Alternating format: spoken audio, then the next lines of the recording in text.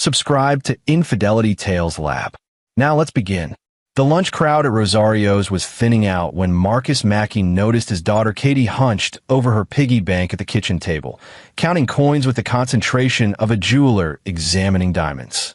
She was 8 years old, gap-toothed, with her mother's dark hair and his own stubborn chin. The ceramic pig, a birthday gift from last year, sat empty beside her, and she'd arranged the quarters, dimes, and nickels into neat stacks. "That's quite a haul, kiddo," Marcus said, setting down his coffee. "What are we saving for?" Katie looked up, eyes bright.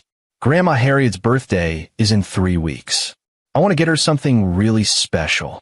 Marcus felt the familiar tightness in his chest that always came when his mother-in-law's name entered a conversation. Harriet Davis had made it clear from the moment he'd met Morgan 12 years ago that he wasn't good enough for her daughter.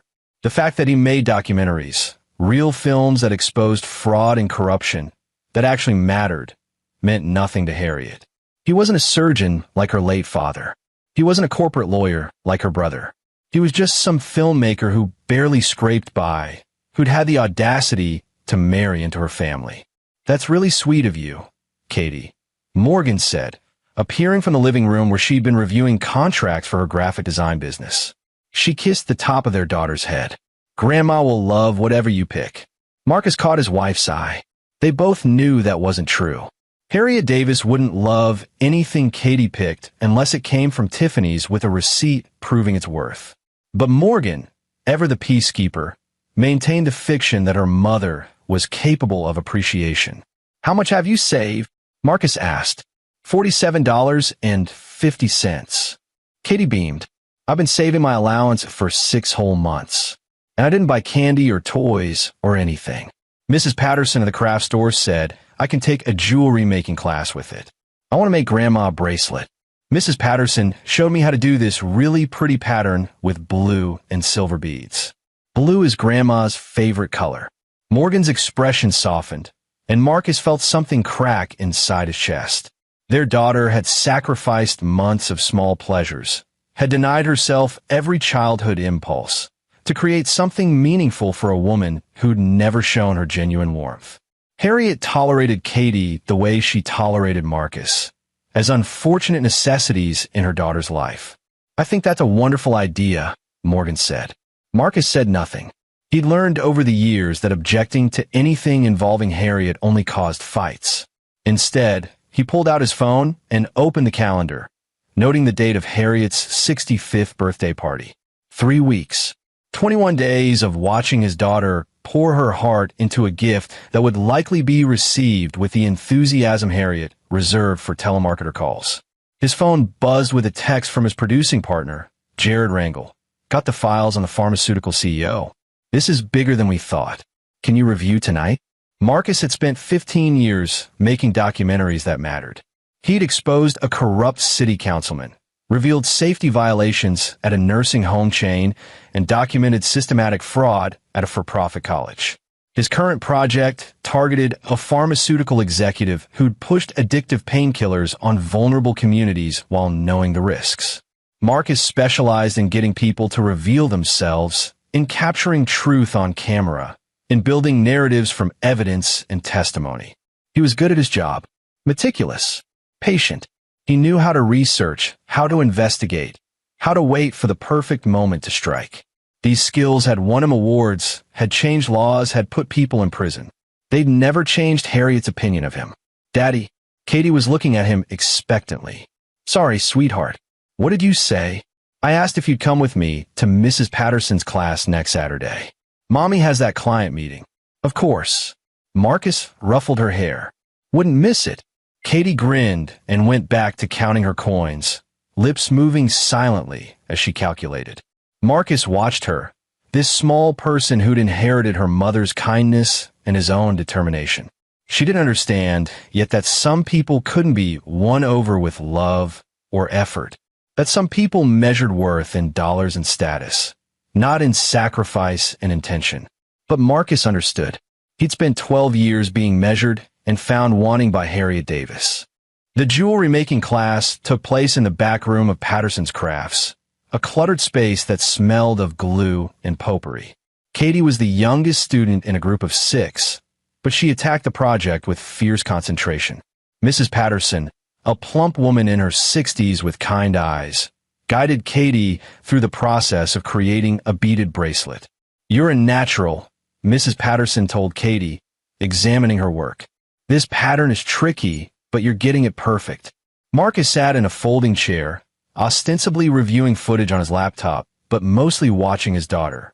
She'd chosen each bead carefully, rejecting anything that didn't meet her exacting standards.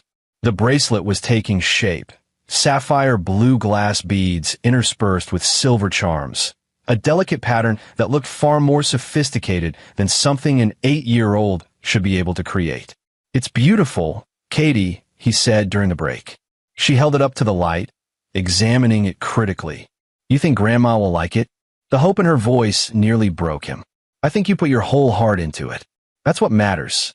Katie nodded, but her expression remained uncertain. Even at 8, she could sense Harriet's coldness.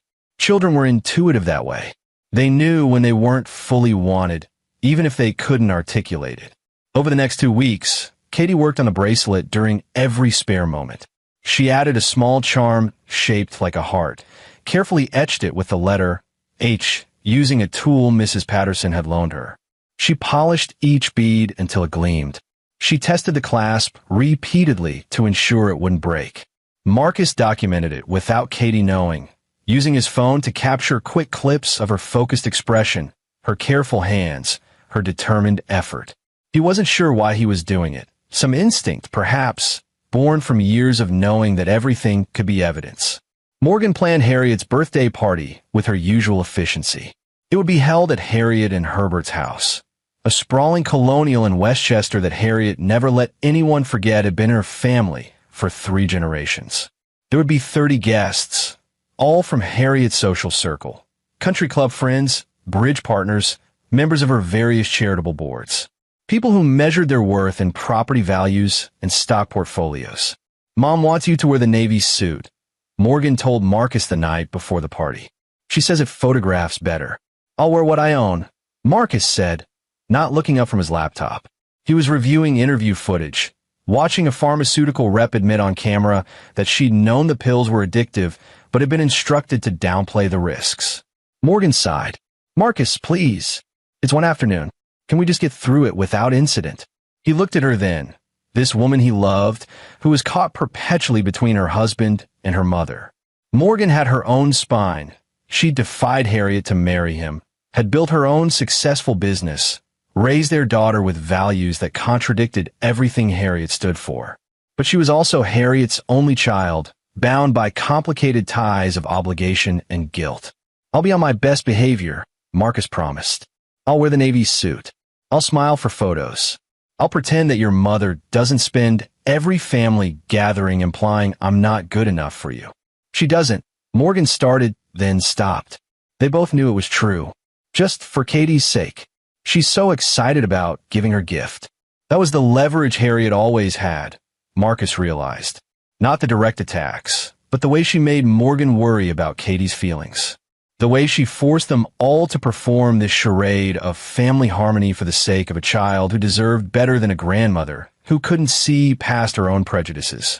For Katie's sake, Marcus agreed.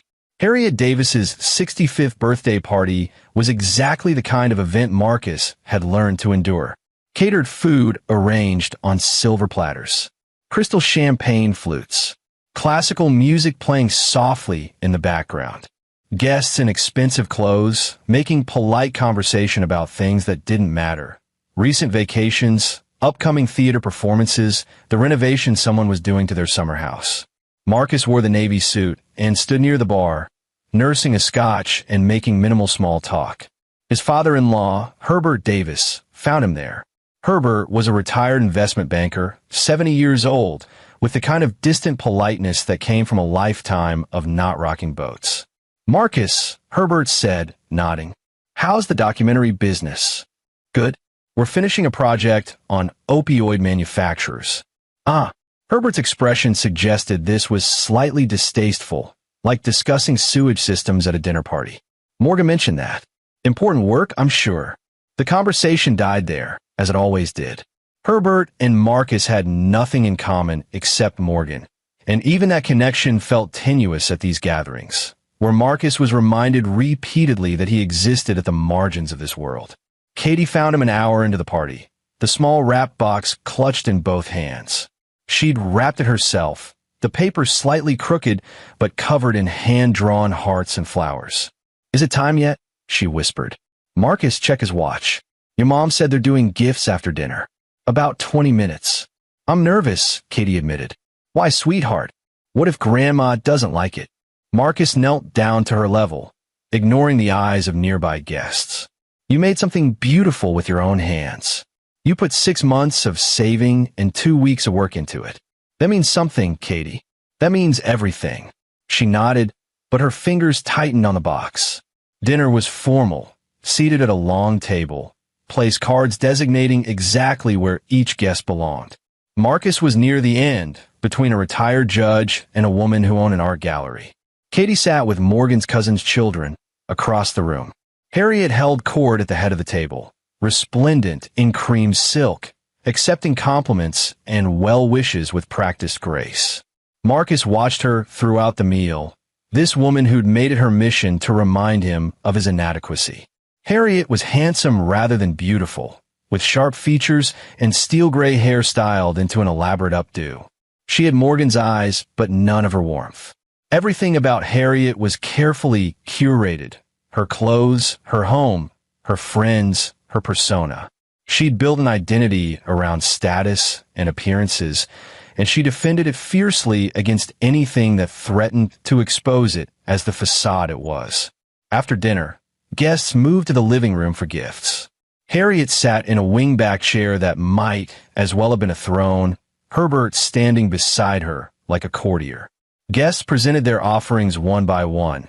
Expensive scarves, jewelry from established designers, gift certificates to luxury spas.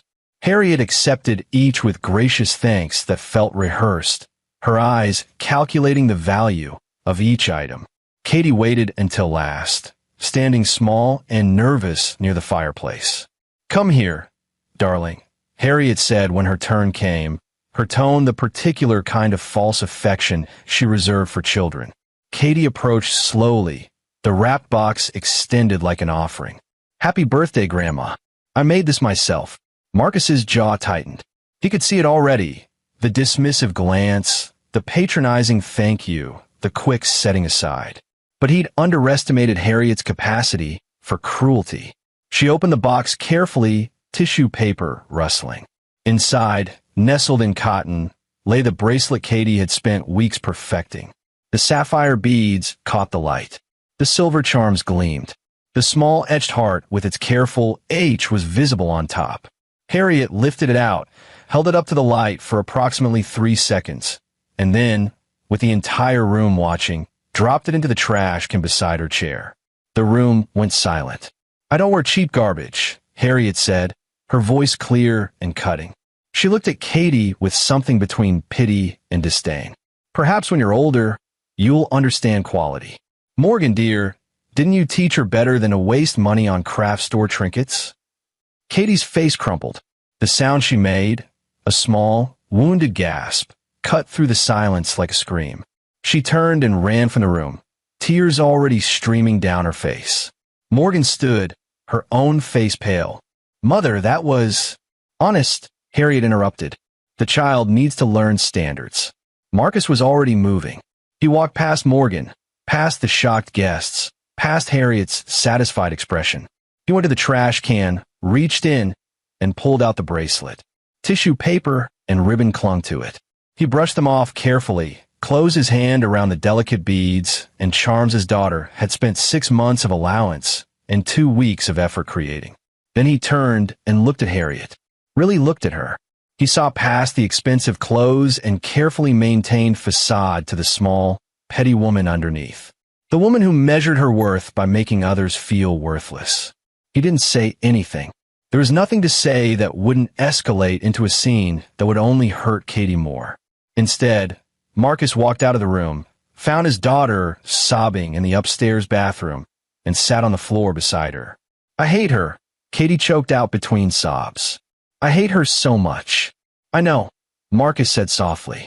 I saved everything. I worked so hard. And she just, I know, sweetheart. I know. He held her while she cried.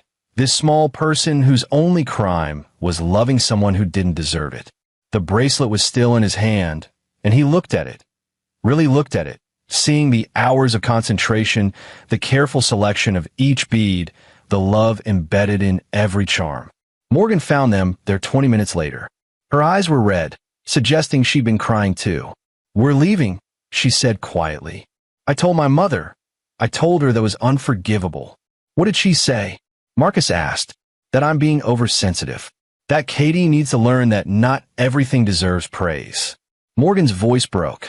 She actually said that. About a handmade gift from her own granddaughter. They drove home in silence. Katie exhausted from crying. Morgan radiating a fury that Marcus recognized as grief. For the mother she wished she had. For the grandmother Katie deserved. After Katie finally fell asleep, clutching the bracelet like a talisman, Marcus went down to his office. He opened his laptop and began to type, his mind already working through the problem the way he worked through any investigation. Research, evidence, pattern analysis. Harriet Davis had revealed herself fully tonight, had shown her cruelty without any veneer of civility. And Marcus Mackey specialized in exposing people who hid their true nature behind carefully constructed facades. He'd spent years being the bigger person, enduring Harriet's subtle insults and quiet contempt. But tonight, she hadn't been subtle. Tonight, she'd made his daughter cry, had traumatized a child whose only mistake was loving her grandmother. That changed everything. Marcus pulled up his research files, his contact list, his network of investigators and information brokers. He had 3 days. That was all he needed. 3 days to give Harriet Davis exactly what she'd given his daughter. A moment of horror she'd never forget. Marcus didn't sleep that night. Instead, he worked, pulling together threads he'd noticed over the years, but never thought to weave into a complete picture. Harriet Davis had always been a mystery to him. Not because she was complex, but because her past didn't quite align with her present. Small inconsistencies that he'd filed away without much thought. The way a documentary filmmaker noticed discontinuities in people's stories. He started with public records. Birth certificates, marriage licenses, property deeds. The digital trail that everyone left behind, whether they knew it or not. Harriet claimed to be a Davis by birth, insisted that her family had owned the Westchester property for 3 generations. But the property records told a different story. The house had been purchased in 1987, 2 years after Harriet married Herbert. Before that, it had belonged to a developer, and before that, it had been farmland. No generational wealth. No family estate passed down through the years. Marcus leaned back in his chair, the glow of his laptop screen casting shadows across his office. It was 3 in the morning. Upstairs, Morgan and Katie were sleeping. Katie finally exhausted from crying. The bracelet sat on Marcus's desk, sapphire beads catching the dim light. He dug deeper. Harriet's maiden name, she'd always claimed, was Harriet Montgomery, a family with old Connecticut money, summer houses in the Hamptons, connections to Yale, and various prestigious institutions. But Marcus couldn't find any Montgomery family that matched her description. What he found instead, buried in archived newspaper clippings from a small Ohio town, was a Harriet Schultz. Harriet Schultz, born in Dayton in 1960. Daughter of a mechanic and a grocery store clerk. Graduated from a public high school. No college degree listed anywhere, despite Harriet's frequent references to her time at university. Marcus cross-referenced photos. The images were grainy. Yearbook pictures from 1978, a local newspaper article about a teen beauty pageant. But the face was unmistakable. Harriet Schultz and Harriet Montgomery were the same person. She'd invented herself, created a fictional past to match the life she wanted to live. Married Herbert Davis, whose family actually did have money, and used his wealth to purchase the credibility she'd craved. The house, the country club membership, the charity board positions, all of it built on the foundation of Herbert's success and her own carefully maintained lies. Marcus felt something cold settle in his chest. Not anger exactly. More like the focused calm that came when he knew he had the story, when all the pieces clicked into place. Harriet's cruelty toward him made sense now. She saw in Marcus what she tried to erase from her own past. Someone without the right pedigree, without the inherited status she'd fabricated for herself. His existence, his marriage to Morgan, reminded Harriet that she was an imposter in the world she'd fought to enter. He sent a text to Jared. Need research help. Personal project. Urgent. The response came 5 minutes later. It's 3 a.m., man. I know. This is important. Send me what you need. Marcus compiled everything he'd found and sent encrypted. Then he moved to phase 2, verification and expansion. He needed more than just public records. He needed people who'd known Harriet before she became Harriet Davis. People who remembered Harriet Schultz from Dayton, Ohio. The Facebook group for Dayton Central High School class of 1978 had 247 members. Marcus created a fake profile, standard investigative practice, though one that always made him slightly uncomfortable, and requested to join.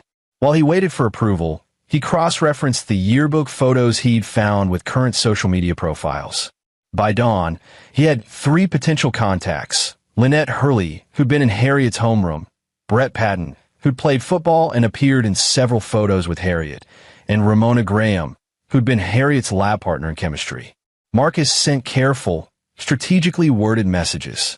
Not too eager, just curious, working on a documentary about people who'd moved away from their hometowns. Wondering if anyone remembered Harriet Schultz, what had happened to her. Lynette responded first. Harriet? Wow, haven't thought about her in years. She was desperate to get out of Dayton. Said she was going to marry someone rich and never look back. Guess she did. Why do you ask? Marcus's fingers hovered over the keyboard. The truth would work better than any lie. She's my mother-in-law. Told my daughter some pretty hurtful things last night. I'm trying to understand her better. The response came quickly. Oh, honey. Harry was always mean. Not much to understand there. She was beautiful and she knew it, and she used it to get what she wanted. Broke a lot of hearts, including Brett Patton's. They dated senior year and she dumped him the second she got accepted to that secretarial school in New York. Secretarial school, not university. Another lie exposed. Brett Patton's message was more bitter. Harriet Schultz is a world-class liar. She told me she loved me, took my Letterman jacket, then left without a word. Heard she was working as a secretary somewhere. Never cared enough to find out where. Why? Marcus explained again. Brett's response made him smile grimly. She married rich? Figures. That was always her plan. She used to practice talking with a fake accent, trying to sound classy.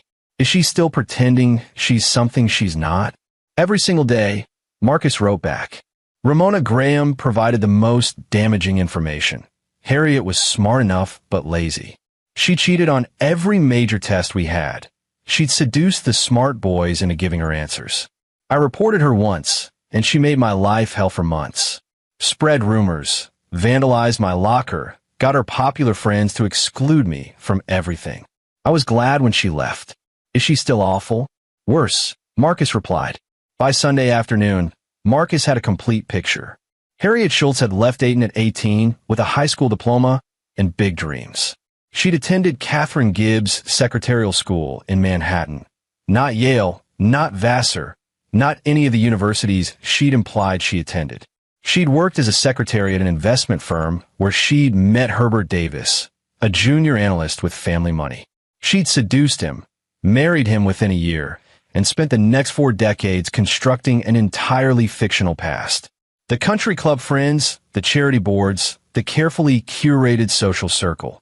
None of them knew they were associating with Harriet Schultz from Dayton, daughter of a mechanic graduate of a secretarial school. They thought they knew Harriet Montgomery Davis, daughter of Connecticut wealth, educated at prestigious institutions, inheritor of generational prosperity. Marcus downloaded everything. Photos from yearbooks, screenshots of Facebook conversations, property records, news clippings. He organized it chronologically, the way he would for any documentary. The evidence of a complete fabrication, 40 years in the making. Then he started planning the reveal. Morgan found him Monday morning, still at his desk, empty coffee cups scattered around his laptop. "Did you sleep at all?" she asked. "Not much." Marcus closed his laptop. "How's Katie?" "She won't talk about it. Won't even look at the bracelet." Morgan's voice was strained. "I called my mother yesterday. Tried again to explain why what she did was cruel. She hung up on me." Marcus stood, pulled his wife into his arms. Morgan was trembling slightly, caught between her loyalty to her family and her fury at her mother's actions. "I'm done making excuses for her," Morgan said into his shoulder. "I've spent my whole life trying to win her approval, trying to be the daughter she wanted. But watching her hurt Katie like that, I can't anymore, Marcus. I just can't." "I know," he said softly. "I know. She texted me this morning. Said if I want to continue our relationship, I need to teach Katie proper standards." Proper standards.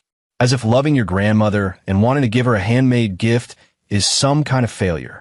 Morgan pulled back, wiping her eyes. "I haven't responded. I don't know what to say." Marcus made a decision. "Don't say anything yet. Give me 3 days." "What are you planning?" "Harriet made Katie cry in front of 30 people. She humiliated our daughter publicly, deliberately. I'm going to return the favor." Morgan studied his face. "Marcus, what did you find?" He told her. All of it. The fake name, the fabricated past, the secretarial school instead of university, the Dayton origins instead of Connecticut wealth. Morgan's expression shifted from shock to something harder, something that looked almost like relief. She's been lying? This whole time, about everything that matters to her. Her entire identity is a construction. And you're going to expose her? Morgan's voice was careful, not quite believing. Publicly. The way she exposed Katie's vulnerability. The way she made our daughter feel worthless in front of everyone who matters to Harriet. "How?" Marcus explained his plan. As he talked, he watched his wife's face. He'd expected hesitation, maybe concern about the ethics of it. Instead, Morgan nodded slowly. "She deserves this," Morgan said finally. "God help me, but she deserves this. What she did to Katie," her voice broke. "I've made peace with how she treats you. With how she treats me. But Katie? Katie is 8 years old, and her only crime was loving her grandmother. So you're okay with it?" Morgan met his eyes. "I'm more than okay with it. Tell me how I can help." The Westchester Country Club's monthly charity luncheon was one of Harriet's favorite events. She sat on the planning committee, co-chaired the fundraising efforts, and treated it as a stage for displaying her carefully cultivated image. This month's event was scheduled for Wednesday, 2 days away. Marcus called in every favor he had. Jared helped research and compile the documentary-style presentation. Marcus's editor, Melody Reed, worked overnight to create a 15-minute video. His researcher, Jeffrey Miller, tracked down more photos, more evidence, more proof of Harriet's fabricated past. The presentation would be simple, a documentary-style exploration of identity and deception. No narration needed, just facts, photos, and a timeline that would dismantle Harriet's entire persona in front of the 200 women who formed her social circle. Getting it screened required creativity. Marcus called Lewis Jones, a private investigator he'd worked with on previous documentaries. Lewis had connections everywhere, including a niece who worked at the country club. "I need a 15-minute technical glitch at Wednesday's charity luncheon," Marcus explained. During the keynote speaker's presentation, the screen goes blank, and then, accidentally of course, the wrong video starts playing. Lewis was quiet for a moment. "What's on the video?" "Truth. About someone who's been lying for 40 years. This is personal. Very. And you're sure about this?" Once it plays, there's no taking it back. Marcus thought about Katie crying, about the bracelet in the trash, about years of quiet contempt and calculated cruelty. "I'm sure. Then I'll make it happen." Tuesday, Marcus spent finalizing the presentation. It opened with a simple title card, "The Many Lives of Harriet Schultz." Then photos, yearbook pictures from Dayton Central High, newspaper clippings from the Dayton Daily News, screenshots of the Catherine Gibbs Secretarial School catalog for 1978 featuring Harriet's name. The narrative was chronological. Harriet Schultz, born to working-class parents. Harriet Schultz, popular but cruel in high school. Harriet Schultz, secretary at an investment firm. Then the transformation, marriage to Herbert Davis, the purchase of the Westchester house, the first references to family property. The invention of Harriet Montgomery, complete with fictional Connecticut ancestors and fabricated university education. Property records showed the truth. Marriage licenses showed the maiden name. Old photos showed the origins she tried to erase.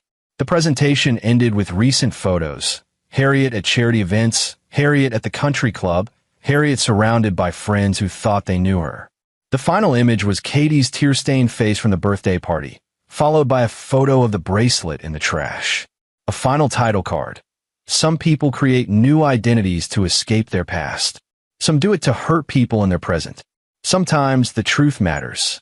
Melody watched it through in Marcus's office. When it ended, she was quiet for a long moment.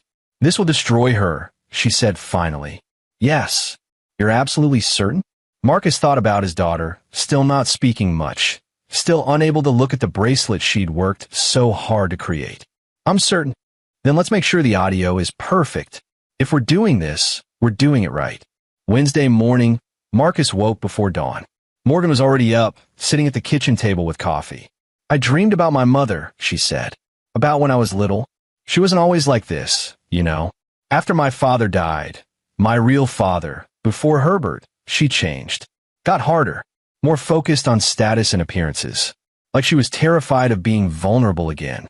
That doesn't excuse what she's become." "No, it doesn't." Morgan looked at him.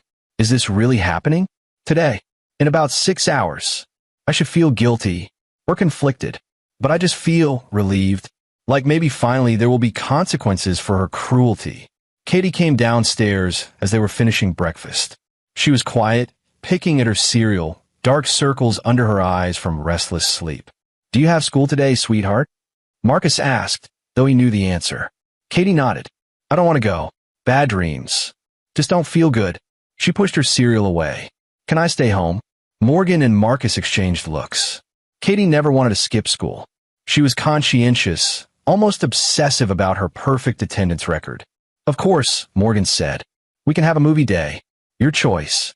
Katie nodded, relieved, and went back upstairs to her room. Morgan waited until she was out of earshot. "She's not sick. She's heartbroken." "I know. Do you think this will make it better?" "The revenge." Marcus considered. "I think it will make it fair. And sometimes fairness is the best we can hope for." At noon, Marcus received a text from Lewis, in position. "Video is loaded. Technical glitch scheduled for 12:45 p.m., right after keynote intro." Marcus imagined it. 200 women in designer clothes, champagne glasses and catered lunch, Harriet holding court among her friends.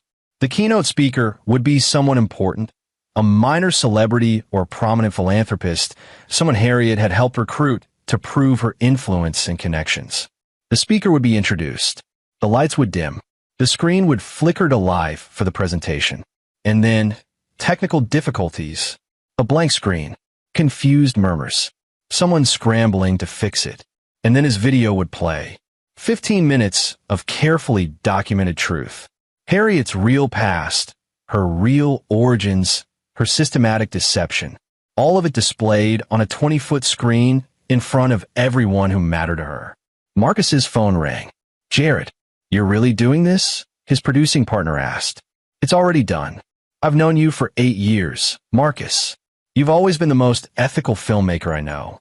You've never ambushed someone, never violated consent, never used information to hurt rather than inform. This is different. She hurt my daughter, in front of 30 people. Deliberately. That's different too. I know what she did. I'm not saying she doesn't deserve consequences. I'm just making sure you've thought this through." Marcus had. He'd thought about it for 3 days straight, had considered and reconsidered, had imagined every outcome. "Some stories need to be told," he said finally, "even when they're uncomfortable, especially when they're uncomfortable. I've built my career on that principle. This isn't different. It's just personal." "Okay," Jared said. "Okay. I just wanted to make sure. Call me after, yeah?" "I will." The charity luncheon started at 12:15. Marcus tracked it remotely through text from Lewis's niece, a waitress named Candy Compton, who was working the event. The updates came every few minutes. 12:20, everyone seated. Your MIL is at table 1, center stage as usual. 12:30, lunch is served. She's holding court, lots of laughing and air kissing. 12:40, keynote speaker is being introduced. Some author who wrote about women in business. Harriet introduced her personally, big speech about her dear friend. 12:43, lights are dimming. Presentation starting. Marcus waited. His heart was hammering. This was it. The point of no return. In 2 minutes, Harriet's world would implode. Everything she'd built, every lie she'd maintained, every carefully constructed piece of her identity would be exposed. He thought about stopping it, picking up the phone, calling Lewis, aborting the plan, taking the moral high ground, being the bigger person. Then he thought about Katie's face, the sound of her crying. 6 months of save allowance in the trash. His phone buzzed. 12:45. Screen went blank. People are confused. Wait, something's loading. Marcus closed his eyes. 12:46. Holy shit. Is this real? This is your video? 12:48. The room is silent. Everyone is watching. Your Emil's face. 12:52. She just stood up. Try to get them to stop it. People are staring at her. 12:57. She's screaming. Actually screaming. Trying to get to the projection booth. 2 people had to hold her back. 1 o'clock. Video ended. The room is chaos. Your MIL ran out. People are talking. Phones are out. Marcus, this is insane. She's destroyed. Marcus read the messages twice. Then he set down his phone and went upstairs to his daughter's room. Katie was sitting on her bed, watching a movie on her tablet. Hey kiddo, he said. How are you feeling? Okay, I guess. She paused the movie. Dad, why did Grandma say those things? About my bracelet being garbage? Marcus sat beside her. Because your grandma isn't a very kind person. And sometimes unkind people say unkind things to make themselves feel important. But I worked really hard on it. I know you did, sweetheart. And it was beautiful. Your grandma couldn't see that because she's too busy worrying about things that don't matter, like how much things cost or where they came from. She forgot to care about the things that do matter, like love and effort and the fact that you sacrificed for 6 months to make her something special. Katie was quiet for a moment. Will she ever say sorry? I don't know, Marcus said honestly.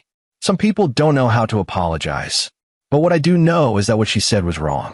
And it's okay that you're hurt. And it's okay that you're angry. Are you angry? Marcus thought about the video playing across town, about Harriet's carefully constructed world crumbling around her, about 200 women learning the truth she'd hidden for 40 years. Yes, he said, I am. But not forever. Just for now. The call started at 1:30. First Morgan's phone, then Marcus's, then the house line. Herbert's number showed up repeatedly. Marcus declined them all. Whatever was happening in the aftermath, whatever fallout was erupting, could wait. He'd spent 3 days planning the exposure. He could spend a few hours letting it settle. At 3 o'clock, he finally listened to the voicemails. Herbert's voice was strained, barely controlled. Marcus, we need to talk. Immediately. About what happened at the luncheon. About that video. Call me back. There were 12 more messages. Some from Herbert, increasingly agitated. 3 from numbers Marcus didn't recognize. 1 from Morgan's cousin Rachel Brown, her voice uncertain. Morgan, I don't know what to say. Is any of that true? About Aunt Harriet? Please call me. The last message was from Harriet herself. Her voice was different than Marcus had ever heard it. Raw, stripped of its usual calculated composure. You have destroyed everything. Everything I've worked for, everything I've built.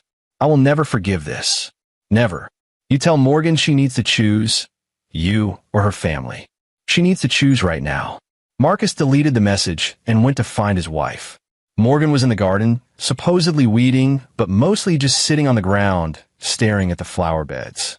She turned off her phone 2 hours ago after the calls had become overwhelming. They're calling it the country club catastrophe on the local Facebook groups, she said without looking up. Apparently someone filmed Harriet's reaction on their phone. It's already spreading.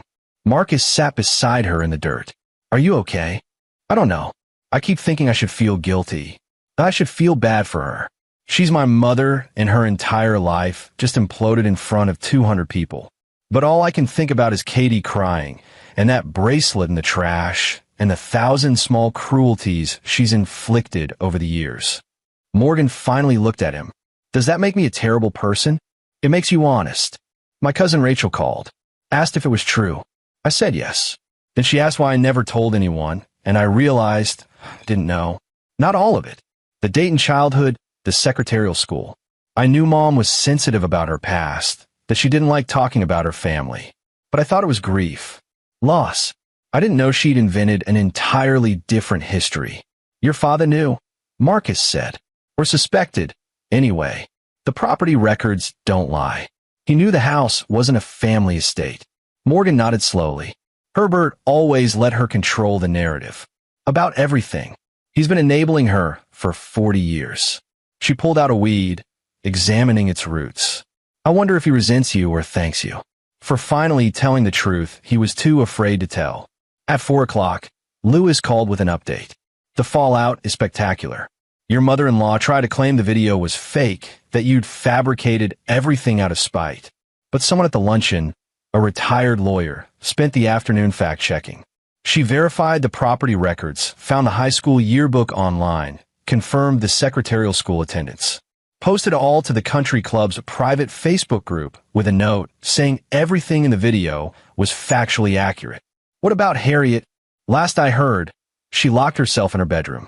Herbert's been fielding calls all day. Several charity boards are asking for her resignation. The country club is supposedly considering her membership. Apparently, there's a clause about misrepresenting your background on the application. Marcus felt a flicker of something that might have been guilt. Then he remembered Katie's face, and it evaporated. One more thing, Lewis said. The video ended up on YouTube. Someone at the luncheon uploaded it. It's gotten about 50,000 views in the last 2 hours. The algorithm is pushing it. Wealthy socialites' secret past exposed is apparently very clickable content. After Lewis hung up, Marcus went to his computer. Sure enough, the video was on YouTube, titled Shocking. Country Club Queens, Lies Exposed. The comments were brutal. This is what happens when you value money over character. Imagine being so ashamed of your working-class parents that you invent fake rich ones. The bracelet in the trash, though, making a child cry because you're insecure about your own past. Disgusting. As someone from Dayton, I can't confirm she was known for being cruel even back in high school. Karma is beautiful. Marcus closed the laptop.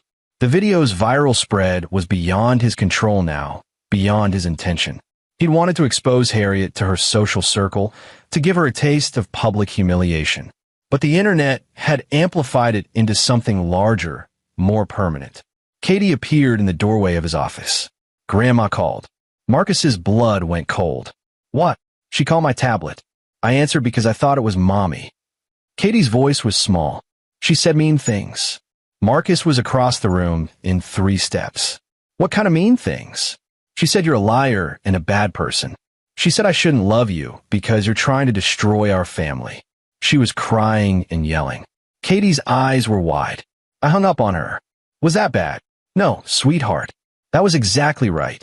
Marcus pulled his daughter into a hug, fury coursing through him. Harriet had crossed yet another line, involving Katie directly, trying to turn her against him. Did she say anything else? Just that everything is your fault and she hates you. Katie pulled back. But Dad, I was thinking, what if Grandma is right?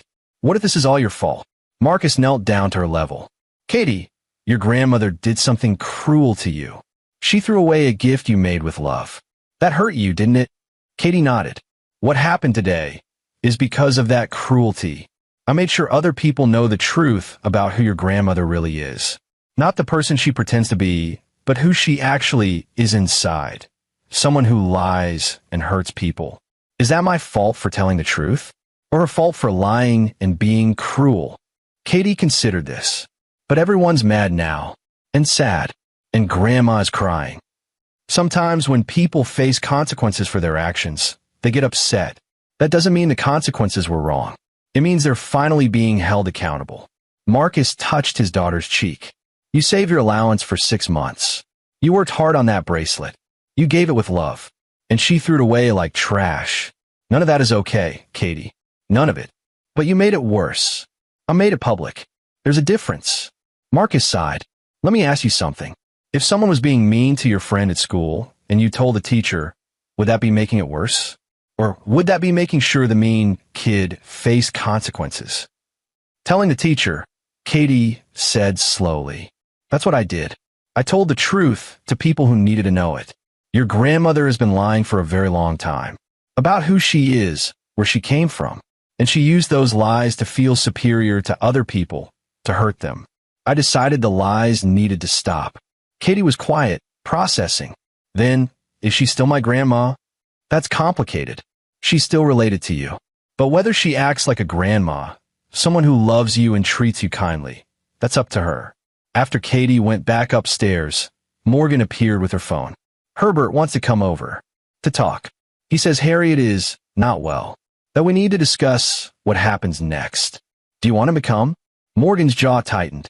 I want my daughter to stop being traumatized. I want my mother to apologize. I want this whole situation to have never happened. But since none of that is available, yes. Let him come. Let's hear what he has to say. Herbert Davis arrived at 6 o'clock. He looked older than Marcus had ever seen him, his usual composure cracked. He sat in their living room like a stranger, hands clasped between his knees. That video he started. It's everywhere. YouTube, Facebook, Twitter. The local news picked it up. They're calling it a story about class and deception, and he stopped, shook his head. Harriet won't come out of the bedroom. She's been crying for hours, screaming at me, at the walls, at everyone. She's talking about leaving the state, changing her name again, starting over. Good, Morgan said flatly. Let her run. Let her start over somewhere else where she can't hurt my daughter anymore. Herbert looked at his daughter with something like pain. Morgan, she's your mother. She's a stranger who shares my DNA, Morgan corrected. My mother, the person I thought she was, would never throw a child's handmade gift in the trash. Would never make Katie cry like that. That person doesn't exist. Maybe she never did. She's not well. Herbert tried again. Her entire identity has been destroyed. Everything she built was a lie, Marcus interrupted. Built on cruelty and deception. You enabled it for 40 years, Herbert. You knew the house wasn't inherited. You knew about Dayton, about the secretarial school. You watched her construct this elaborate fiction, and you said nothing. Herbert's face flushed. I loved her. When I met Harriet, she was the most ambitious person I'd ever encountered. She knew what she wanted from life, security, status, respect. She'd come from nothing, and she refused to stay there. I admired that. I helped her achieve it. By allowing her to reinvent herself.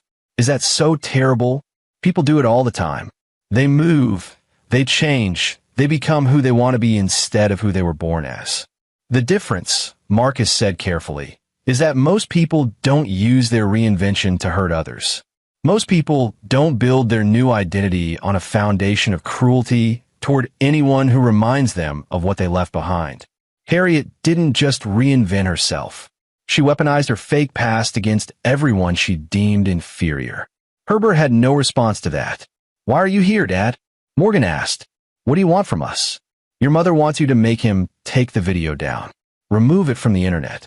Issue some kind of public apology saying it was fabricated. No, Marcus and Morgan said in unison. She's threatened to disown you, Morgan. To cut you out of the will. To never speak to you again. Morgan laughed, a sharp, bitter sound. She can't disown what she never truly owned. I stopped trying to earn her approval the moment she threw Katie's bracelet in the trash. Tell her she can keep her money, her status, and her lies. We don't want any of it. Herbert stood. You're making a mistake. Both of you.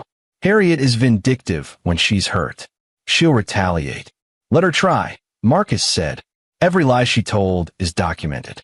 Every fabrication is on record. She's not a victim here, Herbert. She's a bully who finally got exposed.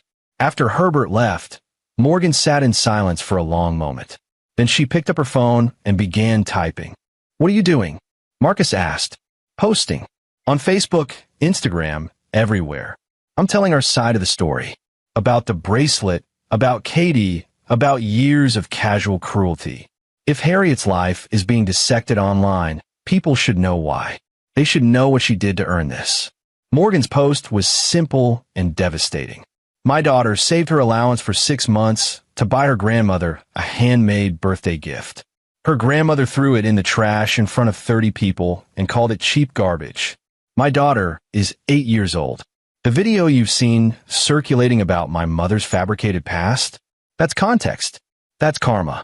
That's what happens when you spend 40 years being cruel to people you think are beneath you, including your own granddaughter. I hope she learns from this. I doubt she will. The post went viral within an hour. Comments flooded in. Support for Katie, condemnation of Harriet, shared stories of similar family cruelty. The narrative crystallized. This wasn't just about a woman lying about her past. It was about how she'd used those lies to justify her cruelty. At 9 o'clock, as Marcus was putting Katie to bed, his phone rang. Unknown number. He almost didn't answer. Marcus Mackey, a woman's voice professional. This is Tracy Marsh from the New York Times. I'm writing a feature about viral videos and public shaming in the social media age. Your mother-in-law's story is a perfect case study. Would you be willing to speak on record about what led to the video's creation? No comment, Marcus said and hung up. The calls kept coming. Local news, national news, podcasters, bloggers. Everyone wanted the story, wanted to interview the man who'd exposed his mother-in-law's lies so spectacularly. Marcus refused them all. This wasn't about publicity or fame. It was about justice, about making sure Harriet faced consequences for her cruelty. Thursday morning brought a new development. Jared called at 7 a.m. You need to see this, he said. Check the New York Post. Marcus pulled up the website on his laptop. The headline made his stomach drop. Country Club Queen's Secret Past. Exclusive interview with Harriet Davis. Harriet had given an interview. Or rather, she'd spun a narrative. In the article, she portrayed herself as the victim. A woman from a humble background who'd worked hard to rise above her circumstances, only to be viciously attacked by her resentful son-in-law who'd never forgiven her for questioning whether he was good enough for her daughter. I made mistakes in my youth, Harriet was quoted as saying. I exaggerated some aspects of my background, yes. But who hasn't reinvented themselves to fit in, to survive in a world that judges harshly? My son-in-law took those youthful embellishments and weaponized them against me because I dared to have standards for my granddaughter. I suggested that a handmade bracelet wasn't appropriate for a formal birthday party, and he responded by trying to destroy my life. The article painted Marcus as vindictive and cruel.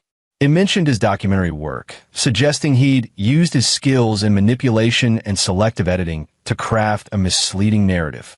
It quoted anonymous friends of Harriet describing her as generous and kind, claiming the video was a vicious attack motivated by long-standing family tensions. There was no mention of the trash can, no mention of Katie crying, no acknowledgement of the actual cruelty that had sparked everything. She's trying to spin this, Jared said unnecessarily. Trying to play victim. Marcus was already pulling up the raw footage from the birthday party. He documented Katie's weeks of work on the bracelet, had captured the moment Harriet threw it away, had recorded Katie's tears. He'd done it instinctively, the documentarian's impulse to record everything. I'm releasing the full footage, Marcus said. The birthday party, Katie making the bracelet, everything. Let people see the actual truth, not Harriet's version. Marcus, wait. Think about Katie. Do you want her tears on the internet forever? Marcus paused. Jared was right. Exposing Harriet was one thing. Exposing his daughter's pain to millions of viewers was something else entirely. Then what do I do? Let Harriet control the narrative? Let her pretend she's the victim here? Talk to Morgan. Talk to Katie. See what they want. This affects them more than it affects you. Marcus found Morgan in Katie's room. They were on the bed together, Morgan reading aloud from a book while Katie leaned against her shoulder. They looked peaceful, content. Marcus almost didn't want to disrupt the moment. But then Morgan looked up and saw his expression. What happened? He showed them the article. Morgan's face went white, then red with fury. She's lying. Completely lying. Suggested the bracelet wasn't appropriate. She called it garbage. She threw it away like trash. I know. I have footage from the party. Everything from Katie making the bracelet to Harriet throwing it away. I can release it, prove she's lying. But he glanced at Katie. It means putting Katie's crying on the internet. Her pain would be public forever. Katie, who'd been reading over her mother's shoulder, spoke up. I don't want everyone to see me crying. Then we won't release it, Marcus said immediately. We'll find another way. But Grandma is lying, Katie said, her voice small but firm. She's saying you're the mean one. And you're not. She is. Morgan stroked Katie's hair. Sweetheart, it's okay. The people who matter know the truth. But what if they believe her? What if everyone thinks Dad is bad? Marcus knelt beside the bed. Katie, the truth has a way of coming out. Your grandma can lie all she wants, but people who know her, who've experienced her cruelty, they know what she's really like. And the people who don't know won't matter to our lives. I don't mind if people see the video, Katie said suddenly. If it helps. If it shows everyone that Grandma is lying. I don't want her to win. Morgan and Marcus exchanged glances. Are you sure? Morgan asked gently. Once it's online, we can't take it back. Katie nodded. Grandma made me cry in front of all her friends. Why should I protect her now? There was something fierce in his daughter's voice, something that reminded Marcus that cruelty had consequences beyond the immediate moment. Harriet had hurt Katie, and Katie, at 8 years old, understood that this hurt needed to be acknowledged, needed to be seen. Okay, Marcus said, but I'm going to edit it carefully. I'll show you working on the bracelet, show you giving the gift, show what happened. I won't make it gratuitous. I won't make your pain the focus. I'll make Harriet's cruelty the focus. He spent the next 4 hours editing. The final video was 8 minutes long. It opened with Katie carefully selecting beads at the craft store, showed her working meticulously on the bracelet over several sessions, captured her excitement as she wrapped the gift. Then the birthday party. Katie approaching Harriet with hope in her eyes, Harriet opening the gift, the moment of casual cruelty as the bracelet went into the trash, Katie's face crumpling. Marcus included audio. Harriet's cold voice. I don't wear cheap garbage. The video ended with a simple text card. This is what prompted the video about Harriet Davis's fabricated past. Not resentment, not family tension. This, the deliberate cruelty to a child who loved her grandmother and sacrificed to give her a meaningful gift. He posted on YouTube, Twitter, Facebook, everywhere he could think of. Titled it simply, The Truth About Katie's Bracelet. Within an hour, it had 50,000 views. Within 3 hours, 500,000. By evening, it was trending nationwide. The tide of public opinion shifted completely. Comments flooded in. How could anyone do that to a child? That poor little girl. Harriet Davis trying to play victim when she did this? Absolutely not. That bracelet is beautiful. The fact that she threw it away says everything about her character. I hope this kid knows that bracelet is worth more than anything her grandmother owns. The love in it is real. The New York Post ran a follow-up article, this time with a very different tone. Backfire. Harriet Davis's victim narrative crumbles after granddaughter video surfaces. The article included interviews with child psychologists discussing the trauma of public humiliation by family members, quotes from the original birthday party guests confirming the cruelty, and a statement from the country club saying they were reviewing Mrs. Davis's membership in light of recent revelations about her character. That evening, Herbert called again. You've destroyed her, he said without preamble. Completely destroyed her. She hasn't left the bedroom in 2 days. She's not eating. She's talking about, he stopped. She's not well, Marcus. You need to stop. Please. She called my daughter. Marcus said, his voice hard. Called Katie directly to tell her I'm a liar and a bad person. She tried to turn my 8-year-old against me. So no, Herbert. I'm not stopping. Harriet made her choices. Now she's living with them. The media is calling her a monster. People have been driving by the house, yelling things. Someone threw a brick through our window yesterday. This has gone too far. Then maybe you should have stopped her years ago, when she was belittling me at family dinners, when she was making Morgan feel worthless, when she showed the first signs of being cruel to Katie. You enabled her, Herbert. You watched her build an identity on lies and cruelty, and you did nothing. This is as much your consequence as hers. Herbert hung up without responding. Friday morning, Morgan received a text from her cousin Rachel. Check the country club's website. Board of Directors page. Harriet's name had been removed. Her photo was gone. In its place was a statement. The Westchester Country Club maintains the highest standards of integrity and character among our members and leadership. Recent revelations regarding Mrs. Harriet Davis's misrepresentation of her background and conduct toward family members have led to the termination of her membership effective immediately. One by one, the other consequences followed. The charity boards requested her resignation. The Garden Club removed her from their leadership. Her bridge group quietly stopped inviting her to games. Harriet Davis was being systematically erased from the social circle she'd spent 40 years infiltrating. Morgan stared at her phone, reading the updates. I should feel triumphant, she said. But I just feel empty. That's because you're a good person, Marcus said. Good people don't enjoy watching others suffer, even when that suffering is deserved. Do you think she's learned anything? Do you think she understands why this happened? No, Marcus said honestly. People like Harriet don't learn. They just find new people to blame, new narratives to construct. She'll convince herself she's the victim here, that we're the villains. That's how she'll survive this. Then what was the point? If she doesn't change, if she doesn't understand, what did we accomplish? Marcus thought about Katie, who'd been humming while making breakfast this morning, who'd carefully placed the bracelet in a special box in her room, treasure instead of trash, who'd stood up to her grandmother's cruelty by allowing the truth to be seen. We accomplished justice, he said. We made sure that cruelty had consequences. We protected our daughter from years of future hurt by cutting off someone who was toxic. We taught Katie that standing up to bullies matters, even when those bullies are family. That might not feel satisfying in this moment, but it's important. That afternoon, a package arrived. No return address. Inside was the bracelet Katie had made, the one Harriet had thrown in the trash.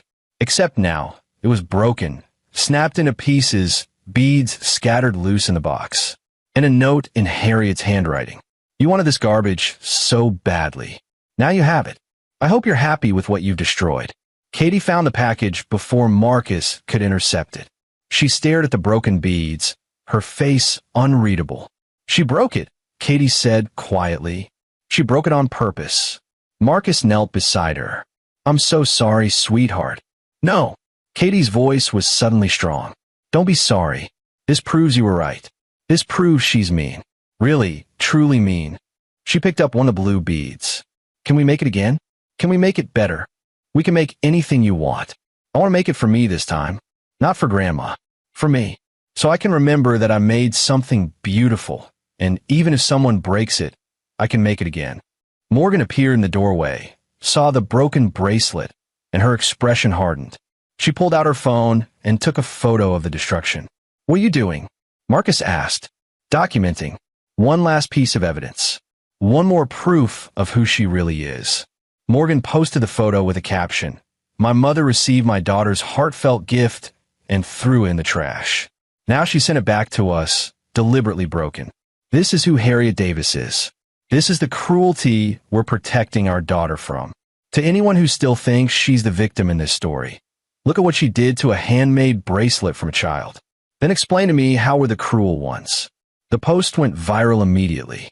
Even Harriet's few remaining defenders couldn't justify destroying a child's artwork out of spite. Saturday morning, Marcus woke to his phone buzzing incessantly. Texts, emails, voicemails. Something had happened overnight. He checked the news first.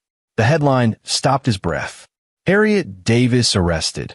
Former socialite charged with fraud and identity theft.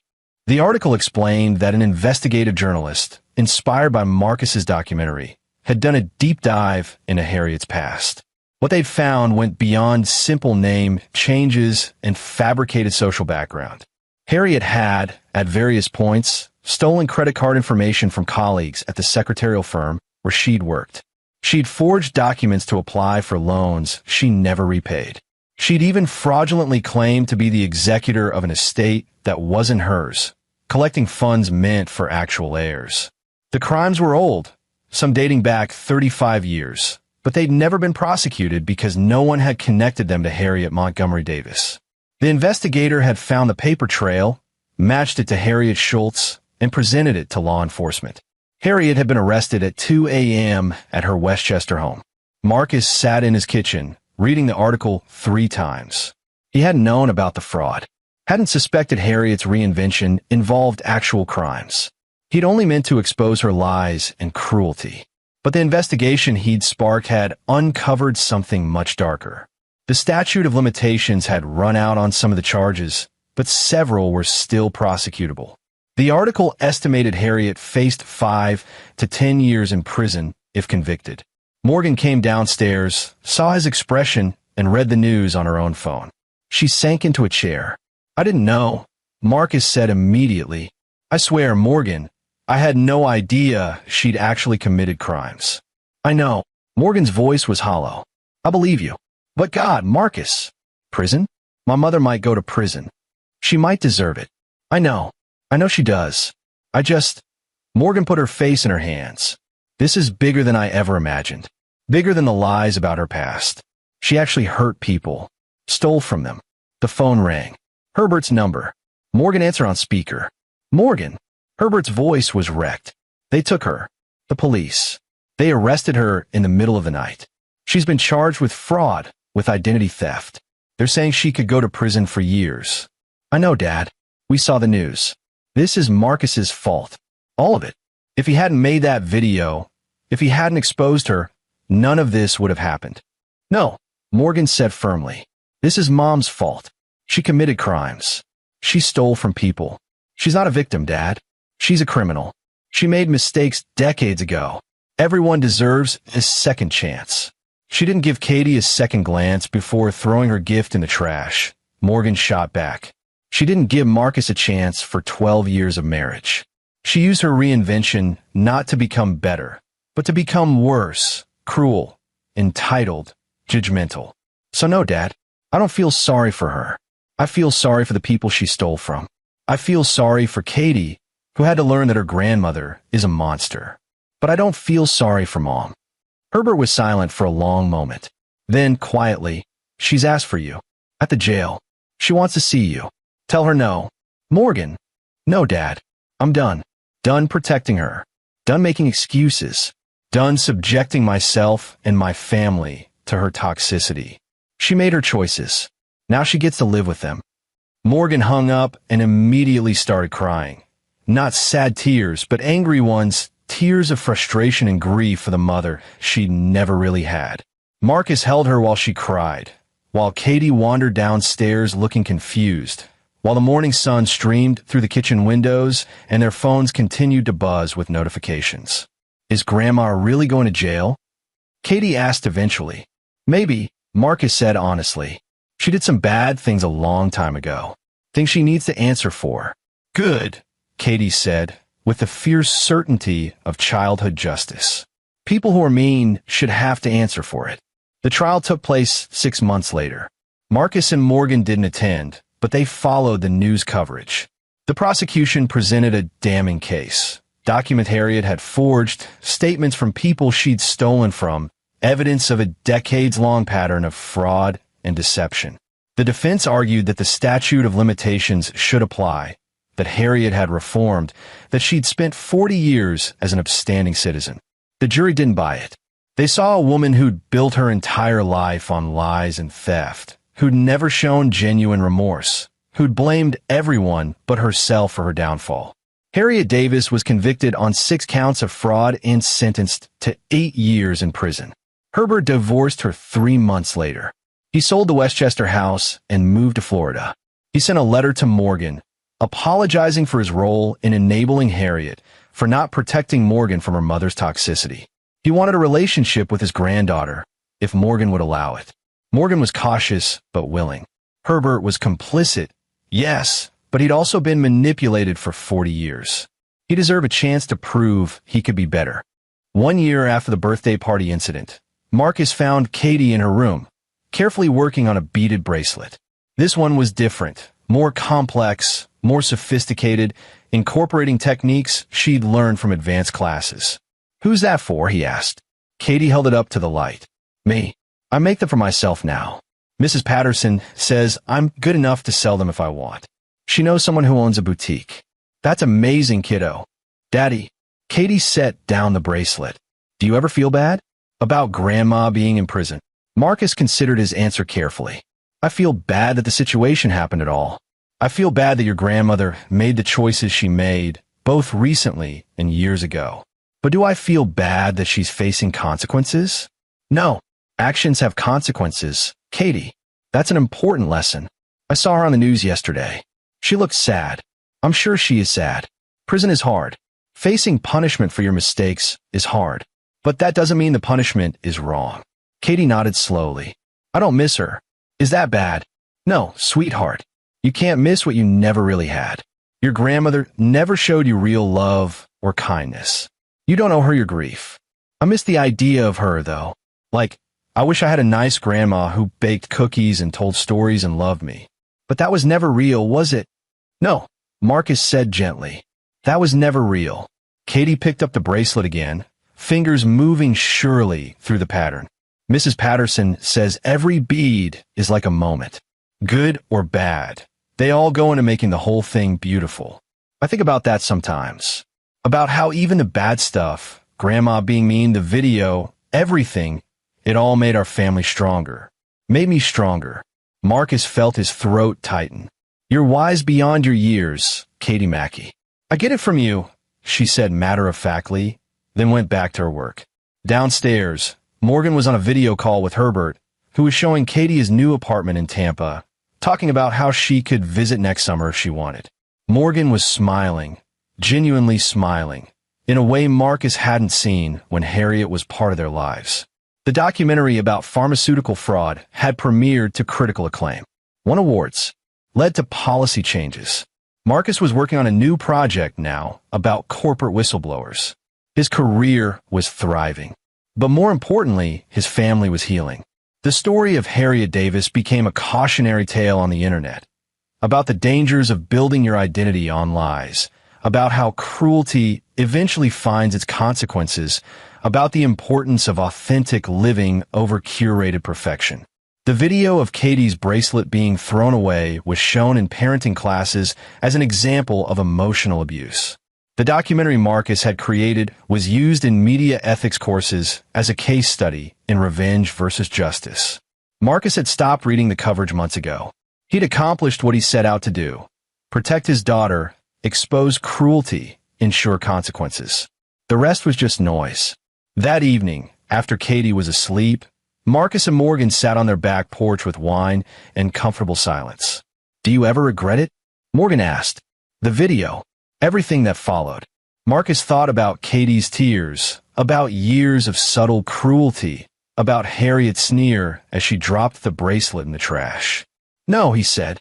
I regret that it was necessary, but I don't regret doing it. Good, Morgan said, because neither do I. They sat in peaceful quiet as the sun set.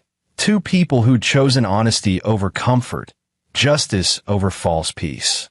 Their daughter slept upstairs, safe and loved, and learning that cruelty, even from family, doesn't have to be tolerated.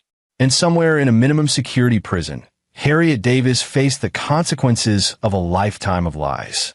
The bracelet Katie had remade for herself sat on her dresser, sapphire beads gleaming in the darkness. A reminder that beautiful things can be created even after they've been destroyed. That love and effort matter more than cost or status. That some gifts are treasures, no matter who fails to recognize them. Justice, Marcus had learned, wasn't always satisfying in the moment, but it was necessary, and in the long run, it allowed healing. Katie would grow up knowing that standing up to bullies mattered, that protecting yourself and others from cruelty was not just acceptable, but essential. She would remember that her father had fought for her, that her mother had chosen her over toxic family loyalty, that love meant action, not just words. And that was worth everything. And there you have it. Another story comes to an end. What did you think?